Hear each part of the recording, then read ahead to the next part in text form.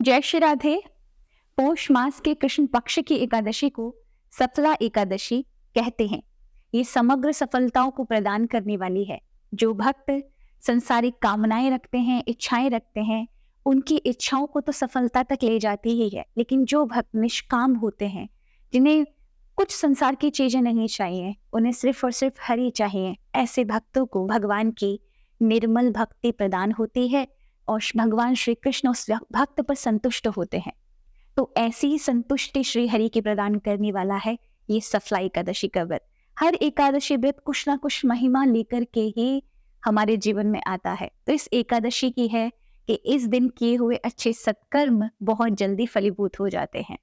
इस एकादशी पर भगवान श्री हरि को फलों का भोग लगाना चाहिए। आप आम के फल लगा सकते हैं, आंवला लगा सकते हैं, नारियल का फल, अनार, बेर और जो भी आपके स्थान पर ऋतुफल लग रहे हों, उन सभी फलों को भगवान श्री हरि को अर्पण करें।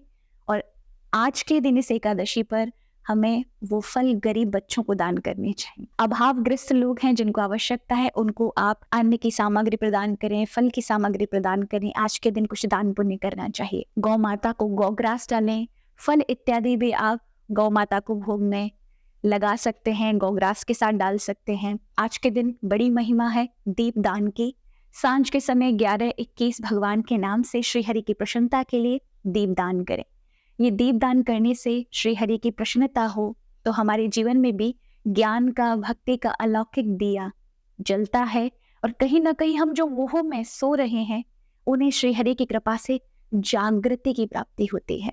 यानी व्यक्ति ज्ञानी और भक्त हो जाता है, भक्ति में परिपूर्ण माना जाता है या हो जाता है।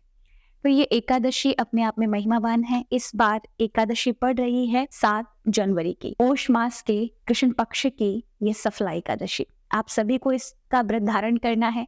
कथा भी श्रवण कर लीजिए, क्योंकि महात्मा को श्रवण करने से वाजपेय और राष्ट्रीय यज्ञ के फल की प्राप्ति होती है। हजारों गौदान करने का फल प्राप्त होता है। इसलिए एकादशी की कथा तो कभी छोड़नी नहीं चाहिए। तो जब सुनने का, महात्मा सुनने का इतना बड़ा फल है, तो आप व्रत कर लेंगे तो उसका क्या फल होगा। तो कहा जाता है एक माहेश्वत नाम के एक राजा थे। उनके 5 पुत्र थे, जिनमें एक जो ज्येष्ठ पुत्र था, बड़ा पुत्र था, बड़ा अधर्मी था, पापी था, जिसका नाम था लुम्बक। अब ये लुम्बक हमेशा गलत कर्म करता था। पिता बहुत समझाते थे पर पिता की एक बात को कान नहीं देता था। इसका अधर्म में प्रवृत्त रहना बना रहा। तो एक दिन पिता अत्यंत क्रोधित हो गए। उन्होंने अपने पुत्र को अपने राज्य से निष्कासित कर दिया। पाप कर्मों में और अधार्मिक कार्यों में सलगन इस लिहाज से मेरा पुत्र नहीं। लेकिन फिर भी इतना सब कुछ होने के बाद भी उस